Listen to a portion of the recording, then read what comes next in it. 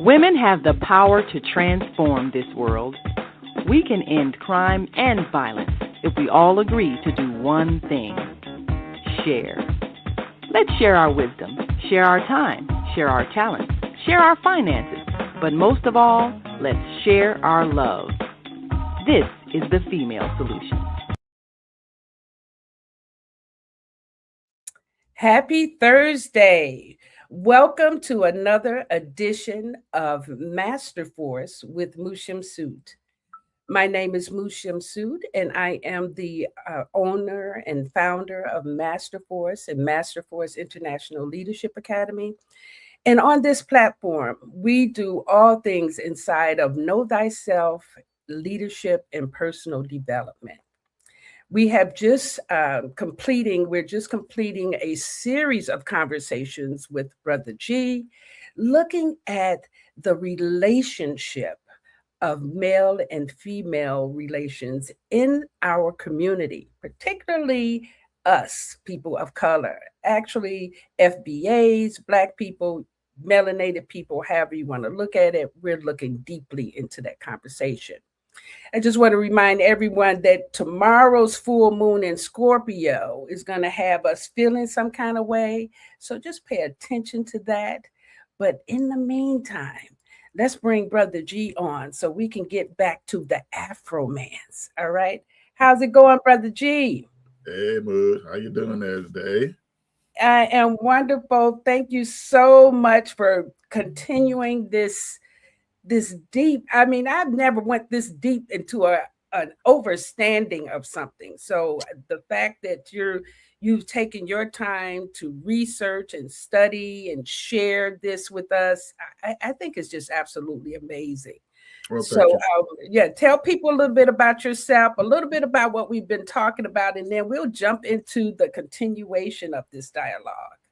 Excellent. Oh, the book is called Afromance. This is a book that is on a different level than most people have ever seen, because what it does is it traces the actual beginnings of human evolution going up through the classic civilizations. And I focus a lot on ancient Kemet because ancient Kemet actually fossilized a lot of the things that were evolved through us.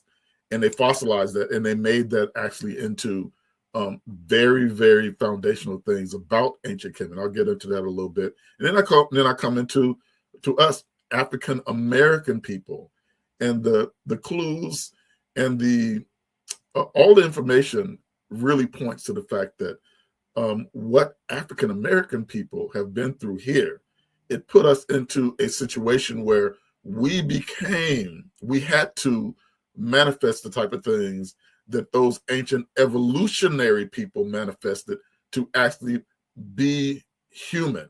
We actually reasserted those things in order for us to survive. This is the key to how we survive.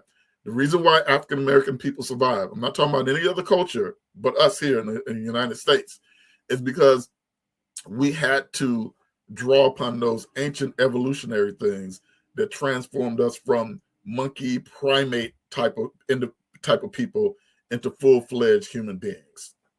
Yeah, and this is where you hear certain cultures talk about us participating in ancestral worship. It's our DNA. Our ancestors are in our DNA. It doesn't have to be worship. It's part of who we are, who we be. And our acknowledgement of that is a reminder of what we're here for. And unfortunately, many of us have started worshiping other cultures in their right, their DNA and the people that they are. Okay, so I think it's important that we actually embrace our history and where we've come from. So thank you. Well, that's a very good point. But that type of knowledge is just like any other type of knowledge, including like medical and health knowledge. You embrace what you've been shown. And if you don't understand medical knowledge, if you don't understand how the body reacts to certain things, if you don't understand even down to the timing of when and where you should eat something, which is much more pronounced with women, because women are the carriers of life.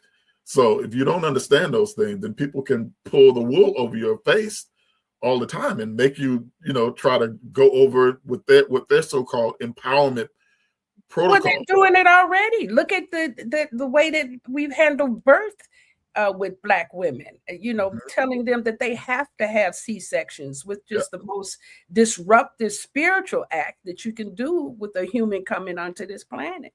Yeah, and tell them that it's invalid for you to have a social childbirth, which is the hallmark of not only Black women and women everywhere, but it's the hallmark of how human beings evolve. Social childbirth. Yes. People call it, they give it different names, midwifery or whatever. But I had my last child with my friends, my husband, everybody was around. It's a social childbirth. Small circle. Yeah, social childbirth is the actual origin of all human life, because most people don't know this, but other primates, and we're part of the primate lineage, gorillas, chimpanzees, all these type of creatures, when they give birth, the baby just slides right out into the mother's hands. Wow. Right? Their whole situation is different from ours. Yes. Right? We have to have social childbirth because of the situation with walking upright. In order to walk upright, your hips have to narrow, right? But at the same time, at the exact same time when we were learning to get into walking upright, our heads, the baby's head started growing because the brain started growing at the same time. So you have a real interesting situation, and anybody that has studied this, they know that the baby goes through a type of a twisting type of thing as it comes out of the woman's womb. Mm-hmm. And if you do not have somebody there to help you with that twist, if you don't have somebody there to help you with that twist, then it's very likely that the woman's and the baby's life. It's the shoulders, yes. Mm-hmm. The shoulders, exactly. Yeah. So, unlike these other primates who can do it by themselves, it's very common for a female primate to go out by herself, and come back with a baby. That's not that is not common with the woman, with the human woman. It's not common. Right. So you can extrapolate everything from that. Everything with human beings is social. If you're not social, every iota of how we were made was made for sharing and sociality. Every single piece of us, particularly African people, was made that way. Well, Stacy is saying good morning to us.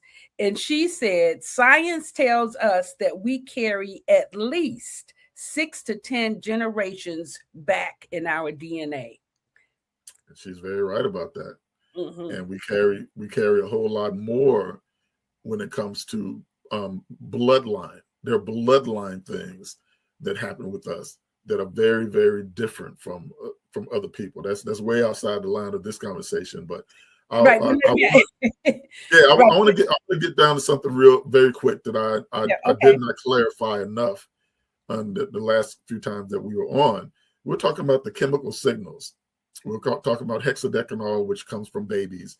It is a chemical signal that comes off the head of the babies and the baby poop, and it's designed to make whatever male are around, make them calm, and it hypes up the females to protect the babies. That's what it's designed to do, and it's designed to stop us from the infanticide baseline that we came from. So that's one thing that comes from the children, right? From a child. Second thing is you got androstenone. Androstenone is a derivative of testosterone, and when it comes from a man's sweat, when a man sweats, this androstenone comes, and it's mostly in your apocrine glands. Your apocrine glands are under your arms, they're around your groin, sometimes they're around your nipples, and sometimes around your head, particularly women. And when women smell a man's androstenone, it has been scientifically proven to make women generous and to make women calm. It has a few other smaller type of things too, but it does that for the most part. And there's a third, chemical signal, and this is called EST, or estrotestosterone. Estrotestosterone is the gold standard of all this, what we're talking about, because estrotestosterone is created by having the androstenome of a man being breathed into or absorbed through the skin of a woman's body through sexuality, right? This is a male thing that makes you do what I just said it makes you do. Then once it goes into your body, androstenone gets absorbed by a woman's ovaries. This is not science fiction. This is a basic structure of the way human beings are created. Androstenone from a man gets absorbed by a woman's ovaries, and it gets combined with the woman's estrogenics, and it comes out as something called estrotestosterone. Estrotestosterone comes out of a woman's body, her sweat glands, or her apocrine glands. And when a man smells, when he inhales, or when the estrotestosterone gets on his body, gets absorbed through his skin, through sexuality, or through smelling, it makes a man act like Barry White. What am I saying? It makes a man want to get with you, but makes him want to do it in a civilized way. It also makes a man want to get along with other men. It's a thing that makes him not fight. And the third thing that estrotestosterone does, if a man is at all creative, it makes a man want to create things in terms of how it can manifest for the community and not for his own pocket. So these are, and the final thing that everybody should know about this is Black human beings create 2 to 3 times the amount of these chemical signals than any other race of people do in the world. So what I'm saying is, we think that we are all verbal communications. We're verbal communications people. We are probably about 30 to 40% chemically aligned for communication, and that's one of the hidden things that's a part of our problems these days. We were designed to be close to each other way more than any other group of people in the world. We were designed to do that. So what I just described to you is an evolutionary foundation of all humanity's ability to transform from a violent ape into a full-fledged human being, and we know how to actually boost these things up. That was the thought that came to me when you were speaking, that the whole setup of 2020, the whole lockdown and separation, started a rift in our community, particularly our community, because that social aspect was interrupted. So I think now we can see the turnout from that a lot more than what we are actually the explanation of that and how it's turned out. That makes more sense now. Yeah, well, we're going to have to re-incentivize us to come from in front of these screens and come from and come back into each other's presence and into each other's spaces. One of the technologies that we had, y'all, okay, you and I are old enough to remember these, when people used to slow dance. Slow dance was a way for people, particularly us people, Black people, under the type of pressures that we're under. We did not know this. We didn't understand it, but we lived it. You would come together, right? And when men and women would slow dance, these chemical signals, right, would be transferred to each other. What am I saying? I'm saying that people who are engaged with each other on that level, that's a whole nother level of communion and communication. And it's actually an exchange of sexuality also, without having sex. It's an exchange of sexuality without having sex. It's the intimacy that's there. It's an intimacy there without having sex. And what that does is, what it means is, human beings are used to and primed to be with each other. And when you take that away, you get confusion. Right? Remember what I just told you that happens when people smell these chemical signals. If you do not smell those chemical signals, you're prone to act like the prior incarnation of the apes where we came from, right? So you have to have that, and that's what the Ankh is, y'all. When you see the Ankh in the Kemetic symbols, where they're holding the Ankh to the nose, this is what that Ankh symbol is actually the symbol of us. I'm ready to go through the slides whenever you want. Yeah, let's go. So let's talk about the intimacy baseline hypothesis. So this is another deep dive into the Afromance. Go ahead and continue with this conversation. This is probably one of the flagship hypotheses that I came up with while I was doing the research for Afromance. The intimacy baseline hypothesis. There's a baseline that all human beings, but particularly Black human beings, must experience. If you do not experience this baseline, right, then you will not be able to continue on as the advanced human beings that we're supposed to continue on. Okay, go to the next slide there. Okay. So this will show us the reason why this came about. I described this before. The violent ape baseline. This is where we come from. All right, we came from this type of creature, and the reason why you know that we came from this type of creature is based on constraint logic. Constraint logic means that, you know, I can ask you where you were born. I don't have to ask you if you were born, because we know that you were born. Right? That's an example of constraint logic. So constraint logic tells us that if these chemical signals that I just talked about, if they work the way that they work, and there are other creatures who are related to us who act like this, you know, this ape baseline, it tells us that we were gifted with these chemical signals to bring us up, so we will not act like this. So this baseline was violence. People, you know, the creatures that we were, the early primates, they would kill babies. The males would kill the babies in order to project their bloodline, and the females would kill other females' babies in order to secure resources for their own baby. That's right, y'all. It is a part of female baseline to want to feed your own babies and feather your own nest, create your own thing, and to not care about other people as long as you got yours, right? And that's what these chemicals were designed to make us not act like that. And so we had to actually go over that, because we have babies with the big heads, and we have to take care of those babies for a long time. So we can go to the next slide.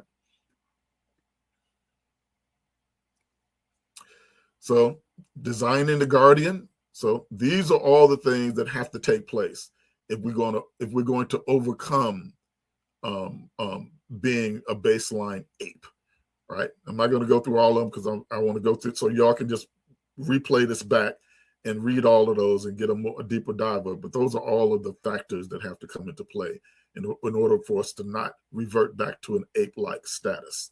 To the next one.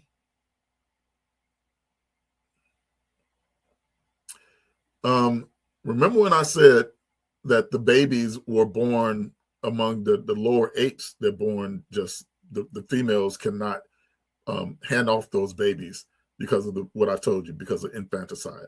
If you give your baby as an ape, as a gorilla, or a chimpanzee or baboon, if you give your baby to another creature, another, you know, one of your kind, it's very likely that they will kill that baby, right? So with human beings, though, according to the research that I've done and many other people have done, it is very common for a newborn baby to actually be taken care of through the hands of up to 16 people, right?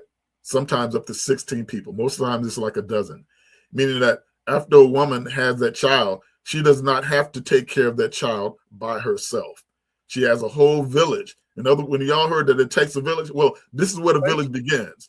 The village begins with a baby who has gone through 9 months of going through what y'all know you go through, not having to take that total burden of that baby upon yourself. And so when that happens, the hexadecanol that makes people peaceful, that gets passed along with the baby. So we get paid by the babies for taking care of them with peace, y'all. Right?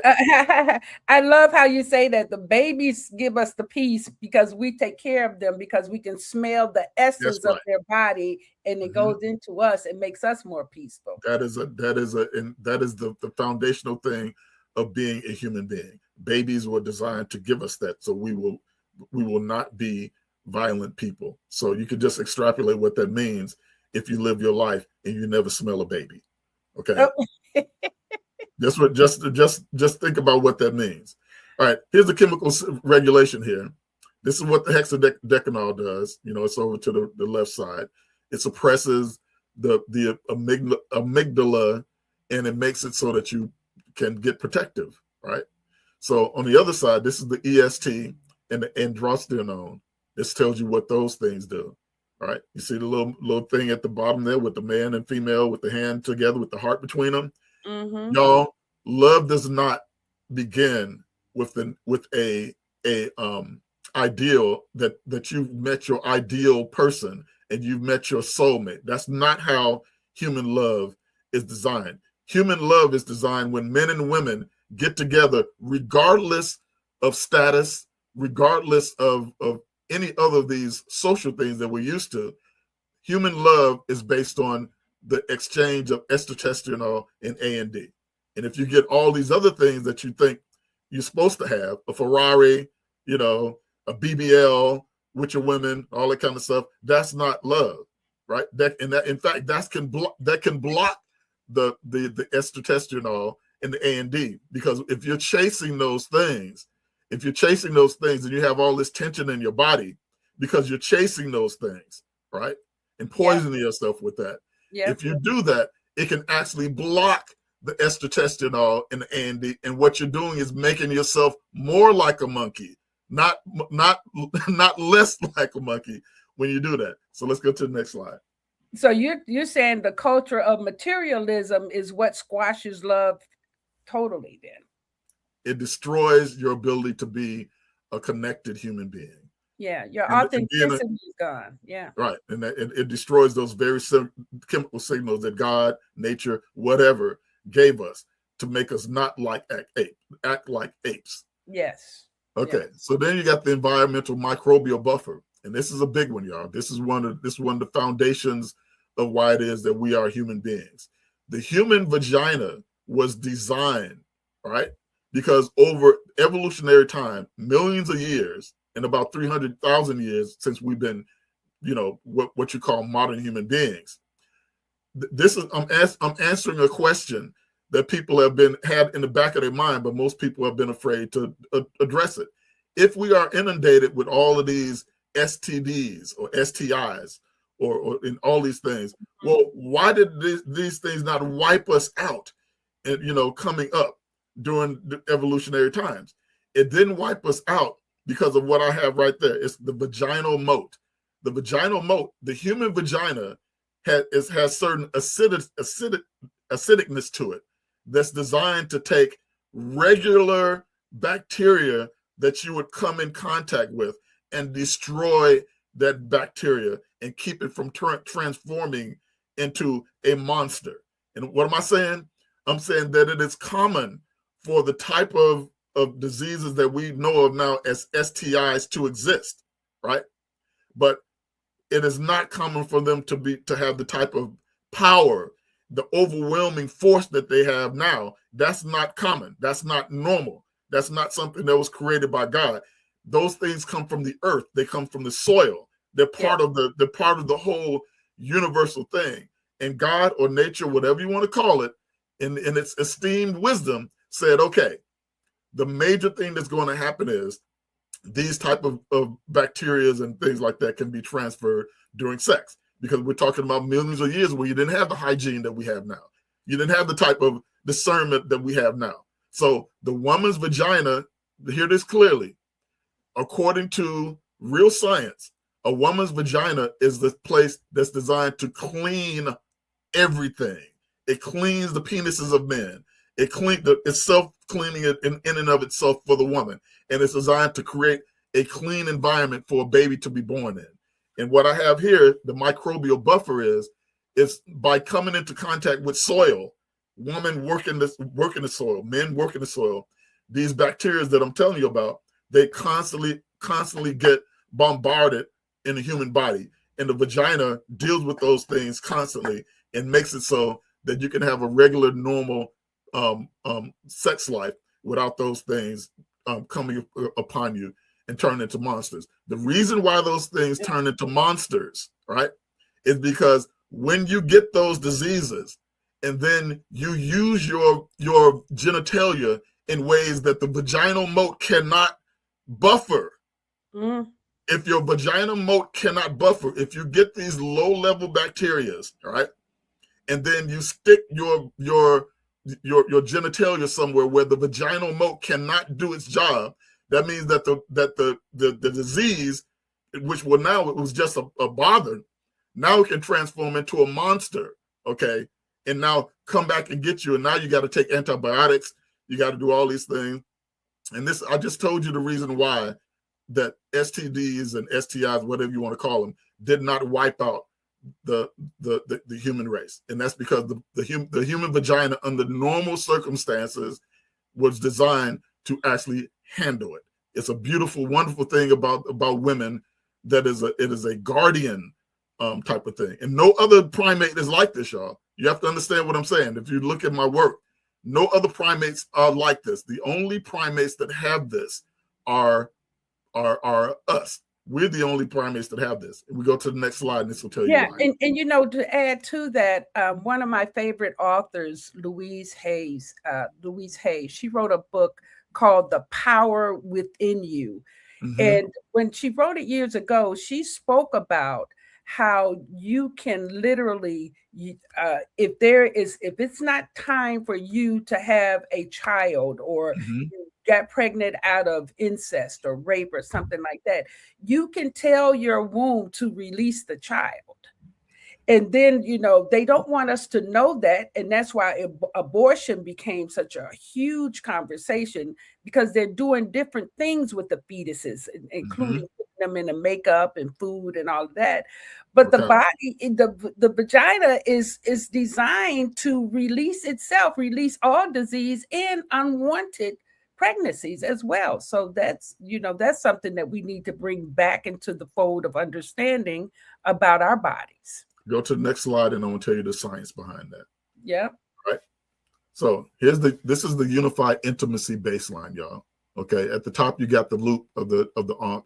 This is where the vaginal moat comes from, and where the microbiome manufacturing, that's the plant that keeps you safe. That's designed to keep human beings safe. Right.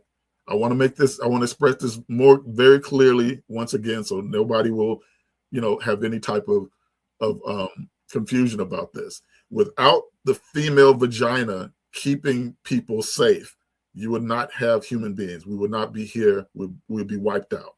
It has the female vagina is designed to do two things that cannot be duplicated in any other context. You have to, it keeps you safe from those diseases, and it also creates a facility for safe childbirth of a baby. So all of this stuff that they're talking about, you know, when they try to tell you that, and so what am I saying? That is the essence of being a woman, right? That's the essence of being a woman, and it is not a philosophical thing. It's not a feeling based thing, all right? If you're not engaged in this type of thing right here that I'm talking about, if that's not going on in your body, then you're not a woman. I don't care what people say. That's what women were designed for. There's the crossbar right there that represents the men and women, you know, exchanging those, the EST and AND. And then at the bottom right there, that represents the stem. That's the baby giving off those chemical signals that pacifies everything. If we go to the next slide. Here's what happened, y'all. During the Neolithic era, when people started farming and doing all kinds of other things too, all right, what happened was you now have a system where the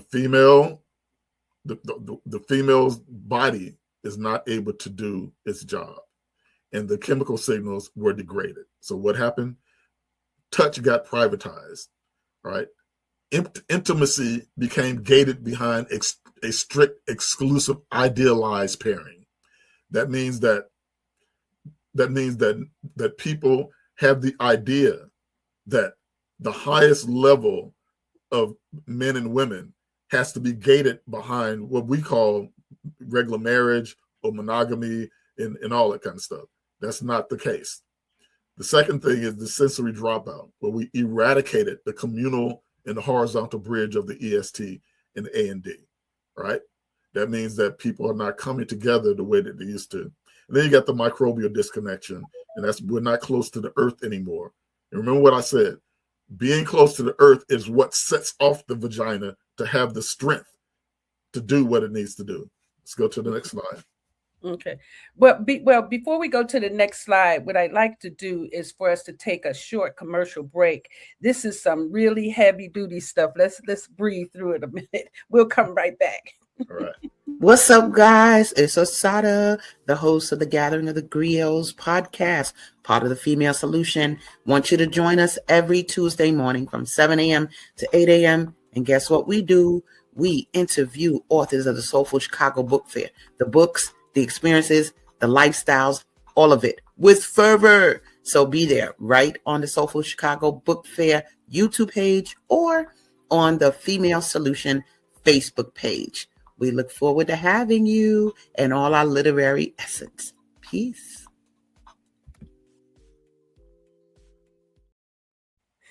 Wonderful. Thank you. I love me some Asada. Me too.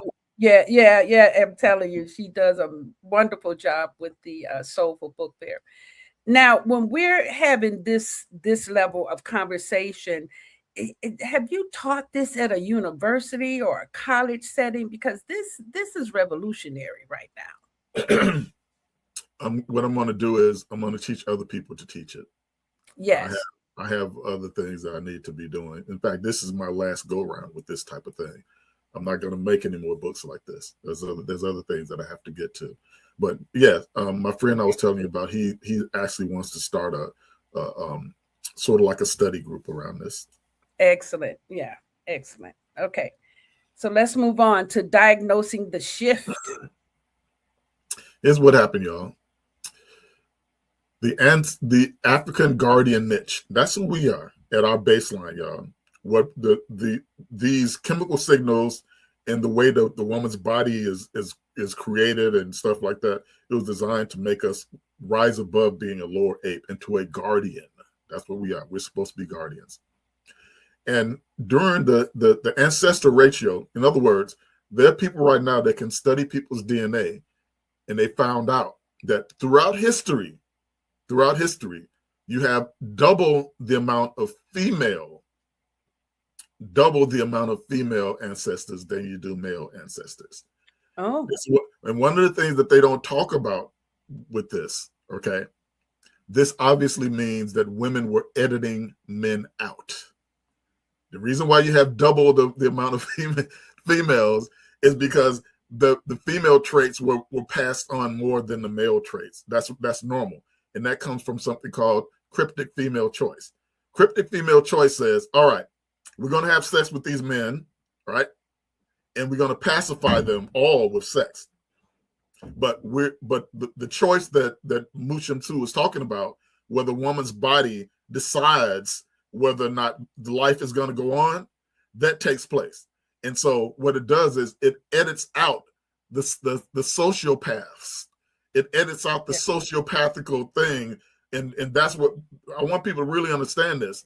One of the major reasons why we're not still lower apes is because of cryptic female choice. It's the choice that Shemsu was talking about, where a woman's body, the female body, was designed to do on the inside of her body what the lower primates do on the outside of the body with their muscles and with violence. So the male apes, they make sure that their lineage is going to go on by destroying the life of the rivals' babies, okay, and taking control of the female so that no other male has sex with them but him. That's how he makes sure that his lineage is going on. It's a natural thing that apes do, and we used to do it too in the early evolutionary, but we could not become human beings if we stayed that way. And that's the reason why you got the vaginal mode, you got all these chemical signals. It was designed to raise us up from that. So once the ownership niche started, this is what they found out, y'all. Sometime around the Neolithic era, around 10,000, 5,000 BC, in Europe, not Africa, but in Europe and in Asia, men, violent, horrible men, monster, sociopathical men took over, and they would monopolize they have actually done the genetic studies among these people, right? It will tell you that during that time, it was common for one man to take control of 17 women. 17 women, right? And what that would do is that would block out other men, of course, from having access. And men who do not have access, particularly those type of people I'm talking about, they go to war, right? They become violent apes. Remember, I just told y'all the baseline where we came from was a violent ape, right? If you do not have the chemical signals, you'll get something like that. But if you don't have the chemical signals the way we have it, and on top of that, somebody's monopolizing all the women, oh, you're talking about big time war, violence. You got all that kind of stuff that's going on, right? Because you're not getting women in, you're not getting sex input. You don't have sexual access and mating access on bottom line. But then on top of that, you're not getting any of the estrotestosterone from women that makes you into a civilized human being. So now, is that where pimping came from? Is that the whole pimping regimen being created? 17. Pimping is nothing but some men of color who named it that, who basically are mimicking this way of life. Yeah, that's what that represents. They're mimicking their way of life. But here's the very interesting thing. All right, here's how pimping works. This is how pimping works into all of this. Right, pimping is a form of control of those men. Here's how it works. You have high status, powerful men who take control of a bunch of women. They control your sexual access to these women. It's a way for the higher elite people to take control of the lower elite people, right? The lower elite people. I mean, not the elite people, but the lower people. You take control of that. You have a pimp. You have somebody that says you're not going to have access. You're not going to. There's not enough women that we're letting loose for you to be married, for you to have a real legitimate mate. We control these women over here. So that means if you want to have sex at all, you got to come to us, and then there's going to be certain things that you're going to have to do to get to these women. So pimping is another expression of this 17-to-1 monopoly thing. That's what it is, and it's a sign that you're dealing with something, a horrible thing in the situation. Absolutely. So now you got idealized deprivation spiral, y'all. Here it is. I won't settle for less than the ideal. So if you say that you won't settle for less than the ideal partner, that means that that somebody touching you. Remember, I just said that unless you have the basic touch as a baby, and then that basic touch has to go on as a grown person or a growing person. Thus, the slow dance tradition in the Black culture, right?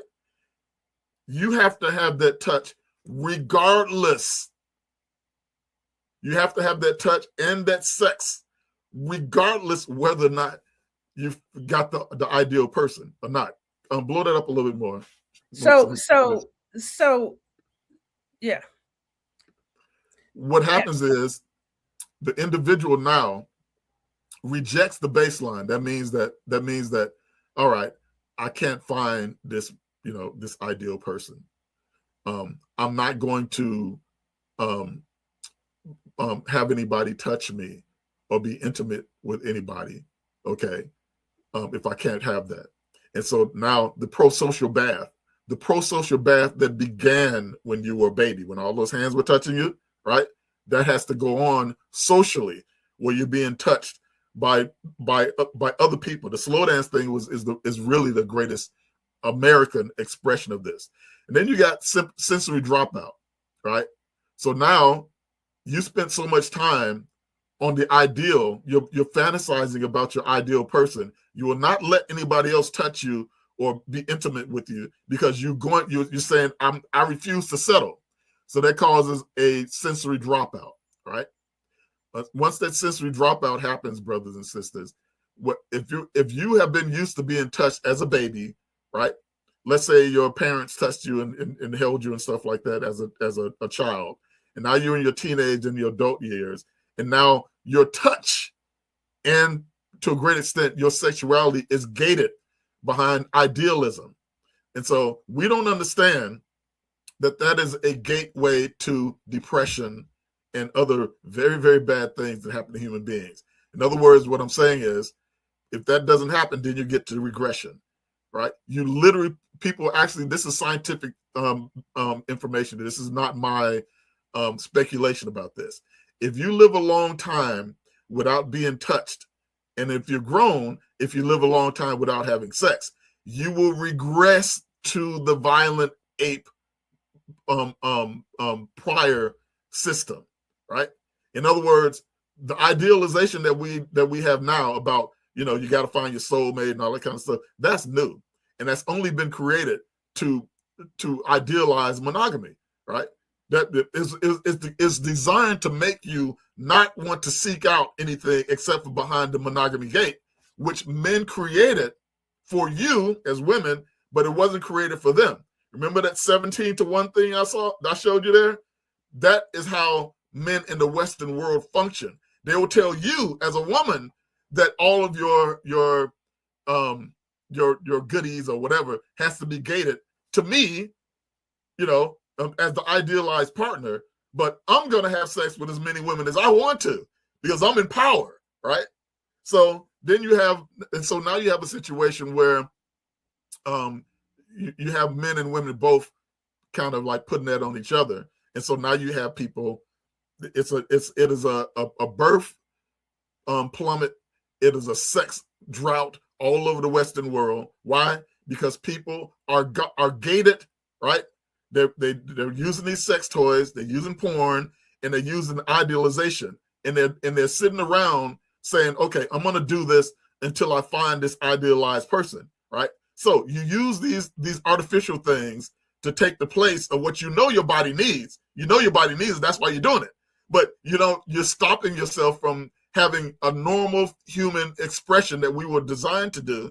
And so if you do that for a certain amount of time, actually what you're doing is you're leaking the very life force out of you that's designed to make us human and designed to make us want to live.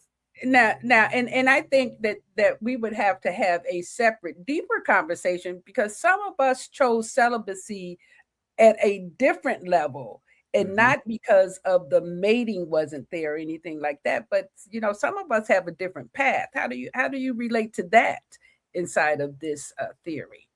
As long as it doesn't get to starvation. Starvation? As long as it doesn't get whatever you decide to do, no matter what it is, you can go on a fast. You can go on what they call a walkabout, where you're going by yourself, you're just out in the wilderness. You can do all this stuff. But when you get to the point where you're starting to starve yourself of these elements that I'm telling you about, if you're getting to the point where you're starting to starve yourself of these things, right? The human body, let's make this very explicit. At a certain point, to be complete, you have to inhale androstenone. You have to. If you do not inhale androstenone, the thing that androstenone was designed to make happen to a woman, the opposite of that will start happening to you. The opposite of that. If you are a man, you're designed to inhale estrotestanol. If you do not, under normal circumstances, inhale estrotestanol, right, then you will be starved of those chemical signals, right? So there's only a certain amount of time that you can do this, where you will start to have starvation things that will happen to you. And because of the way the Western world is structured, it makes you think that what you're going through is not starvation, when that's really what it is. That's really what it is. It is starvation. You have to have these things going on to a certain extent. And I think it shuts down our ability to receive.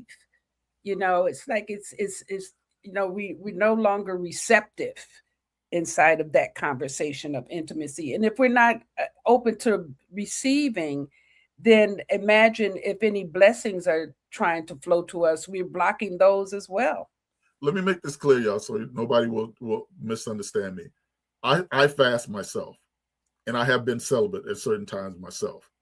It's a great thing to do to clear out certain things in your system.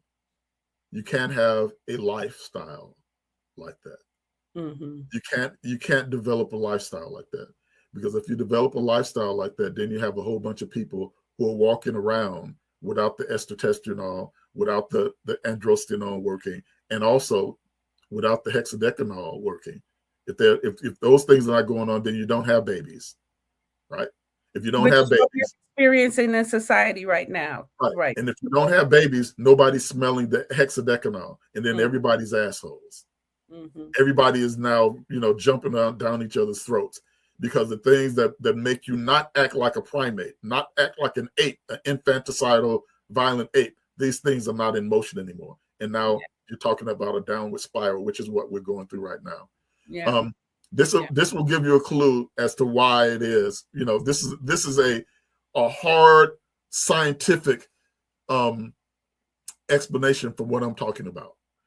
A couple years ago, 2016, they talked about it, but they talked about it much more since. A man, we're not talking about the female aspect of things here now, but a man must have a 21 ejaculations every month. If you don't, as a man, have 21 ejaculations every month, okay, what will happen to you is it will set you up for cancer, for prostate cancer, right? The fluid can back up in your body, and when that fluid backs up in your body, it can start to decay. Understand what I'm talking about? The fluid can back up in your body as a man, and it can decay, and it greatly enhances your whole thing of whether or not you're going to be susceptible to prostate cancer. There are other things also. So this tells you that from a male perspective, it tells you need to be having sex. You need to be having sex. That's what this is telling. So why so many men are so desperate around that conversation, is because that is the reason why it is. Remember what we just gone through, y'all. If male creatures do not get sex, then we get violent. Everybody in the world who has ever done imperialism and went around the world conquering and taking other people's lands, which they use men to do this, they always unofficially set up brothels. Always. It has never been in any other case in anywhere around the world. You send a bunch of men to go and conquer territory, then somebody will set up a brothel, which the powers that be will unofficially back. Why? Because they know if you send a bunch of men that you train them to be violent, which ups their testosterone. If they don't have any sexual outlet, they will rape each other and kill each other in droves. So you have to do that. We're not talking about the ideal of what people want to be in the world and what we want to establish as a regular baseline for humanity. We're talking about the way human beings, monks and nuns. Yeah, what about monks and nuns? They're cooked. If you do a study of people, of anybody that lives like that, they have huge amounts of the lower ape things coming through their situation. No matter who that is, they will always manifest. They don't have the estrotestosterone and the EST and the androstenone floating, and nobody's smelling any babies, y'all. What I just told y'all, I mean, it's very, very hard for people to understand, right? But what I just told y'all, these things are baseline for humanity, the same way good nutrition is. You can live without good nutrition. You'll be sick and you'll have all kinds of things wrong with you, but you will seem to be alive and functioning, right? If you don't have good nutrition, you'll seem to be alive. You'll seem to be, if you know how to mask it good, you'll be able to see it seems like you're doing okay, which you are not doing okay. And you will manifest very bad things. Yes, rape of males happens in prison. All of that has to do with that. So let's go to what happens here. This is what happens when all this stuff starts to break down. All right. No fertility. All right. Sub replacement, the solo trap. Okay. You're privatizing the dozen hands into the isolated nuclear nuclear family hands now, right? Where now you're promoting, two people should be everything to everybody, and they should be also everything to their children too. That's impossible. That's never been a possibility of human beings to act like that. And so it turns into fragile situation and a fragile ecosystem too. We're messing up our soil. It's not common for the common human being in the Western world to walk on soil that's good for their microbiome. That's not, it's poisonous now. So intimacy is a public health infrastructure, y'all. This is what it all comes down to. Intimacy is a public health infrastructure. You got to breathe in that estrotestanol and the A&D. You got to have touch, and you got to have the peace that comes from that. Human stability is depending on these things. So people are now like going online, having these discussions. Oh, men are like this, women are like this, we're like this, we're like that. Well, guess what? If we're not around each other the way that we used to do, particularly African people of African descent and African American people, we have to be around each other. If y'all watch Soul Train, if you are people who are too young to have experienced it, go look at Soul Train and you see those men and women slow dancing. You see them dancing with each other. If you know anything about traditional, African American, what I call soul culture, which is and stepping and all of that, exactly. Yeah, all that. It's designed for people to breathe in those things and to have that touch. You have to have the touch, whether you have sex or not. Eventually, you got to have sex now. But on a baseline, you better have that touch, okay? And you better be breathing those chemical signals, particularly when you're young, when your whole body and your nervous system is getting set up. You have to have that. So we're very queasy about this, y'all, right? This is going to be controversial. Nobody's going to like it. You have to let your teenagers come together, right? You have to let them socialize. And eventually, when they get into their later parts of their teens, you have to let them have sex. If you do not let them have sex, right, what is going to happen is they're not going to set themselves up. Because traditionally, y'all, people, according to where we come from, and in Africa right now, most of the time today, when you start your menstrual cycles, that's when you go through your rites of passage. And within about a year or two of that, you are either married or you are having sex. And that's the way it's supposed to be. That's the way these chemical signals were designed. They were not designed to operate by our current point of view about how we think, the social order should go. Because the social order is being broken down now because we think that these things are working and they're not. Well, that's very, very interesting because I know in a lot of the traditional African villages, usually when a young lady is 14, 15, they can have their own business, their own families, their own, their whole portal is open at that age. But here we don't teach that. And one of the reasons is because they don't do it alone. In Africa, everything is communal. No matter what you do in Africa, there's no such thing like the average enterprising Black woman here in the Western world, they go in it alone. Yeah. Right. They don't have the amount of help that they're supposed to have, particularly if they have children. So it becomes a burden upon them, and they think that it is the natural order. It is not the natural order for human beings to be solo on anything.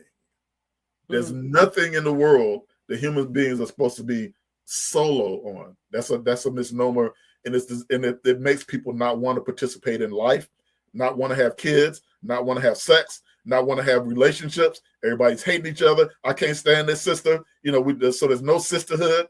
You got all that stuff. All of that is based on individualism and not getting enough of these chemical signals. Wow. Yeah, it's a lot to learn here. And then where do we go from here, Brother G? How do we? So you said there's going to be discussion groups. Are you going to get back to us and let us know how we can participate in that? First of all, read Afromance, y'all. Yeah. So where do they go? Where do they go? Is there a website? Where do they go to get Afromance? I will send you a link. Okay. And then you can put the link up. and they can actually go and read the first 4 chapters of Afromance for free.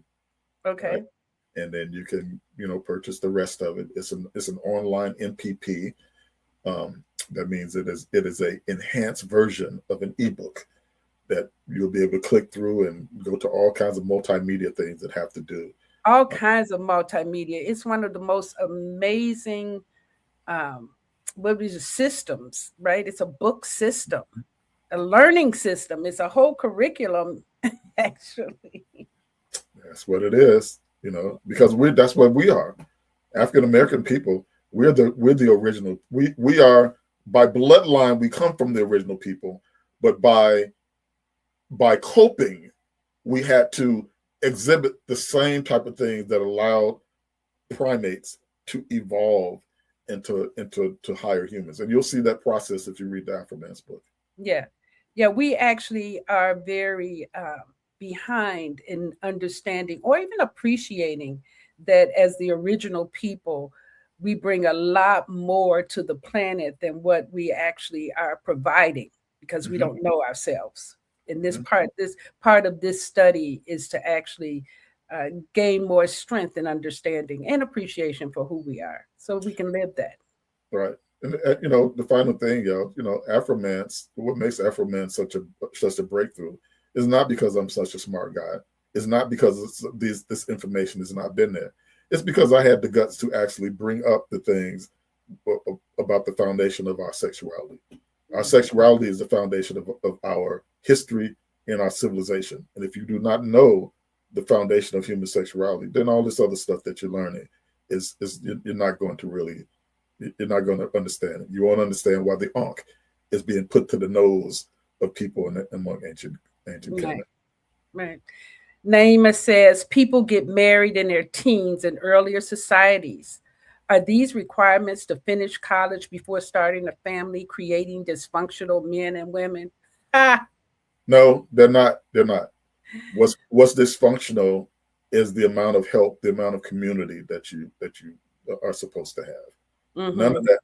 You're supposed to be able to have those babies and then have aunties and friends and sisterhoods and brotherhoods around you, and mothers around you that will allow you to go to school. They will allow you to finish college. They will allow you to do any of that stuff. Why? Because babies were not designed to be raised by two people. They were just not.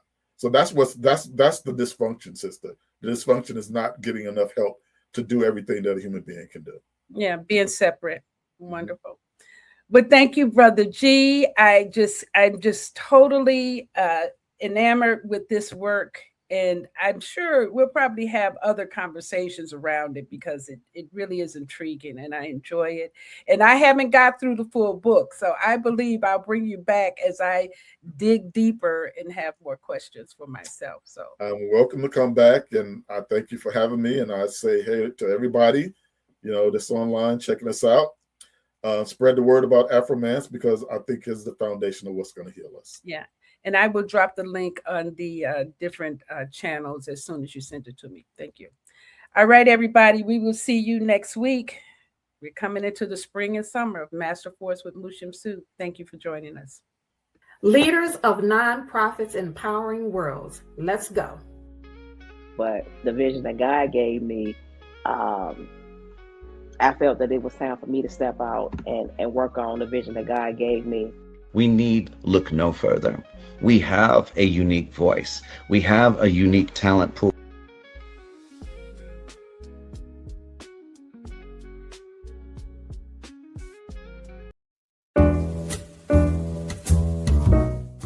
We've come to the end of our show today. If you missed any broadcasts, go to our website for the audio and video archives at www.thefemalesolution.com. On behalf of our team of radio hosts, I'd like to thank all of you who participated in today's discussions. And to our global family joining us from all around the world, we say thank you. To our family in China, xie xie. India, Dhanyavad. Japan, arigato. Korea, kamsamnida. Russia, spasiba. Germany, danke. Poland, dziękuję.